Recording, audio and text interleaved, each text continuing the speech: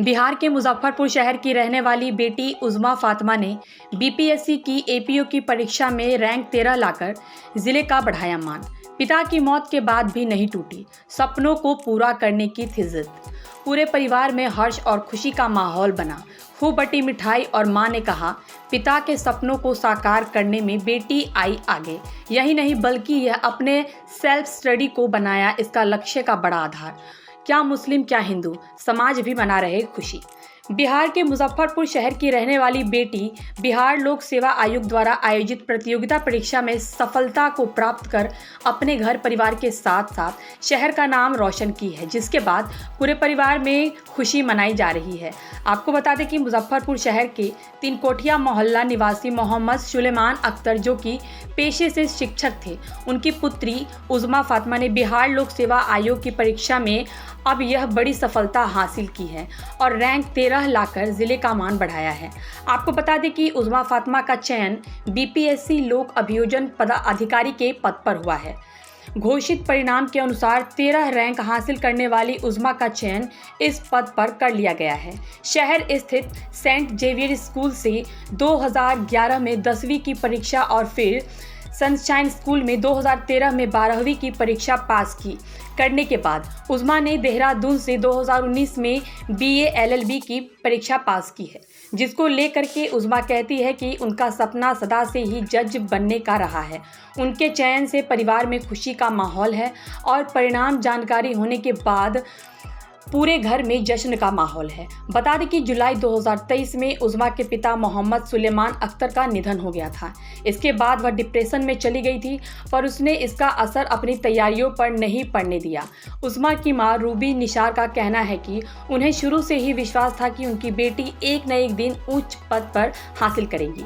वहीं इस मौके पर समाज सेवी प्रवीण कुमार ने बताया कि अपने ज़िले की बेटी उज़्मा फातिमा इस बड़े मुकाम पर पहुंची है और यह हमारे ज़िले के लिए गर्व की बात है और यह सभी महिलाओं और लोगों के लिए प्रेरणा की स्रोत है कि सामाजिक भेदभाव के बाद भी महिलाओं के द्वारा इस बड़े मुकाम को हासिल किया जा रहा है। खुशी तो बहुत ज़्यादा है क्योंकि काफ़ी लंबे समय से इसके लिए तैयारी कर रहे थे और इंतज़ार कर रहे थे। फाइनली हो जाने के बाद खुशी तो बहुत ज़्यादा है। कब से प्रिपरेशन कर? मेरी प्रिपरेशन 2020 से चल रही थी। कौन सा अटेम्प्ट? ये मेरा पहला अटेम्प्ट था। क्या रैंक आया? 13 रैंक आया। 3 साल का प्रिपरेशन। जी, 3 साल से चल क्या रहा कारण?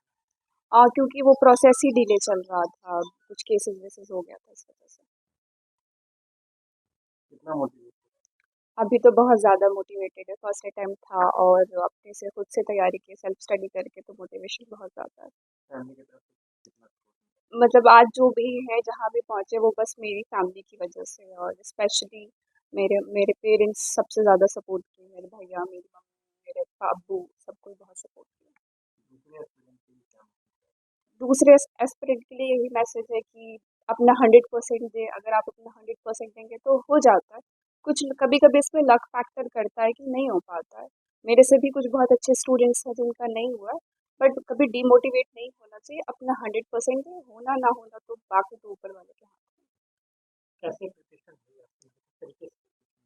मेरी प्रिपरेशन बुक्स से ही कन्फाइंड थी। कुछ बुक्स हो गए, न्यूज़पेपर हो गया, मैगज़ीन्स हो गया, कुछ यूट्यूब के चैनल हो गए। कोचिंग वोचिंग पे मेरा इतना मतलब ओरिएंटेशन था नहीं, तो शुरुआत से सेल्फ स्टडीज़, डेली पढ़ना, बैरक पे फ़ोकस करना।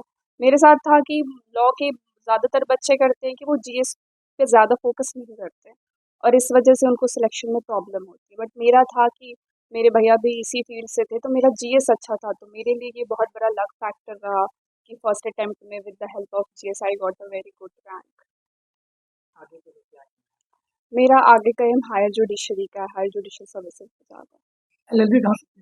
है। मेरा एलएलबी लॉ कॉलेज देहरादून से हुआ है। पापा के जाने के बाद तैयारी कैसे करा? हाँ, क्योंकि मेरे अब्बू के जाने के जस्ट बाद ही इंटरव्यू का डेट आया था, तो उस time I am not that much mentally prepared. मेरी बहुत मुश्किल हुई इंटरव्यू की तैयारी करने में, बट फिर भी उनकी दुआ थी कि आज यहाँ तक आ पाए।